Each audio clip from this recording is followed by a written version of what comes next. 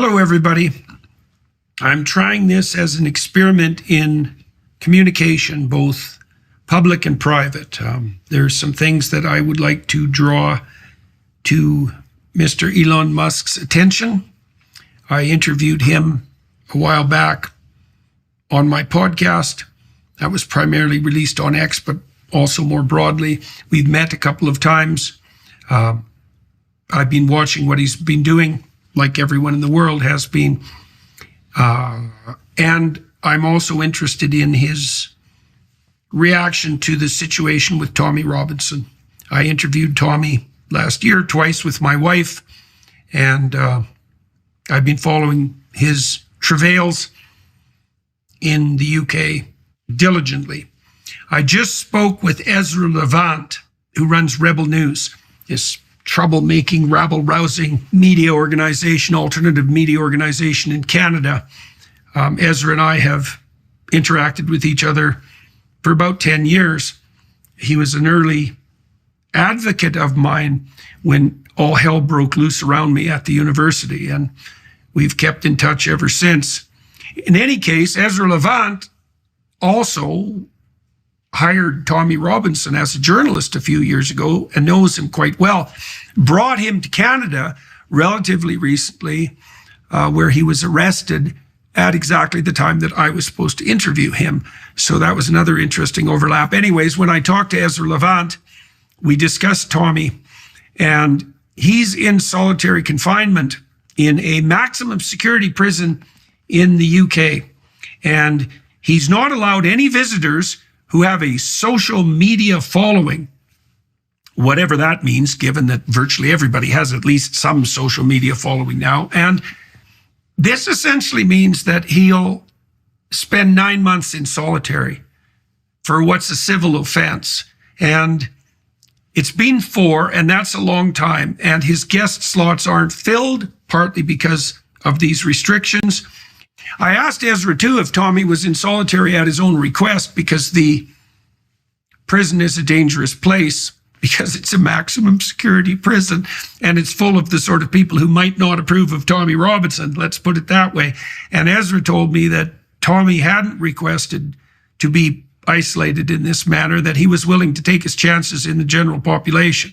So that's what I know about that. In any case, he's got 5 more months in solitary, 22 hours a day.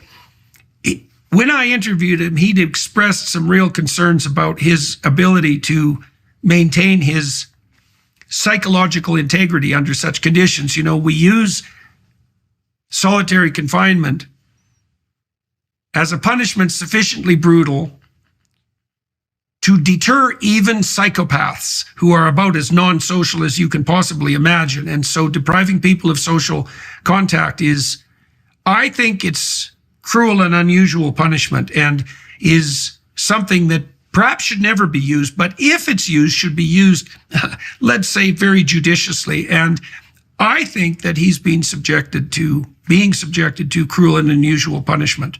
And if that produces fatal consequences, which is a possibility, that doesn't bode well for the general stability of the UK, you might say.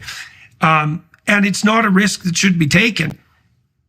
And so I want to draw everyone's attention to the plight of Tommy Robinson, regardless of what you think of him and what he's done, say, as a whistleblower on the gang side.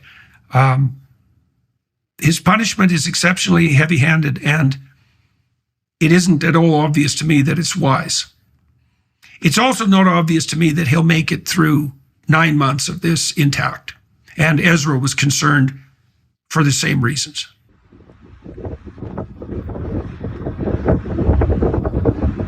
I've come out to Wood Hill Prison to see Tommy Robinson today. I was told that I could visit him at 2:30 this afternoon, but the prison authorities have decided that they're not ready for me to go inside. I've been following him for 3 years as he follows the gang rapists, because I was concerned for the British young women who were being raped. And more recently, as a journalist, he covered a school playground scuffle that had become an international scandal. After that, he made a documentary trying to understand what happened in that scenario. That school is now closed, and everyone has departed from their jobs.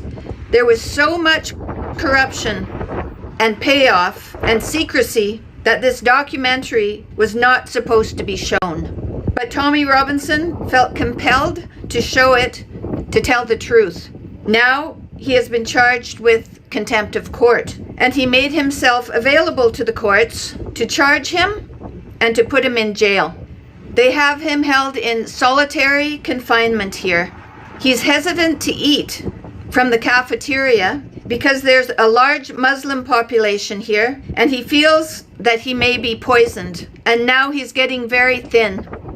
Some Danish journalists came here and visited him and saw that he's lost a lot of weight. So he's only eating canned tuna, which he can't survive on for months. There's not enough fat in that food to nourish his brain and his heart. And so I suggest to people, if they come in, they can bring him something like pepperoni sticks or a kind of carnivore snack that is packaged, that has proper animal fat to nourish and sustain him. It's going to be on our conscience if he dies in there. It should be on our conscience now. He's in here for 9 months. He's been in here for 4 months so far for a simple civic charge, and they've put him in maximum security. It's not right.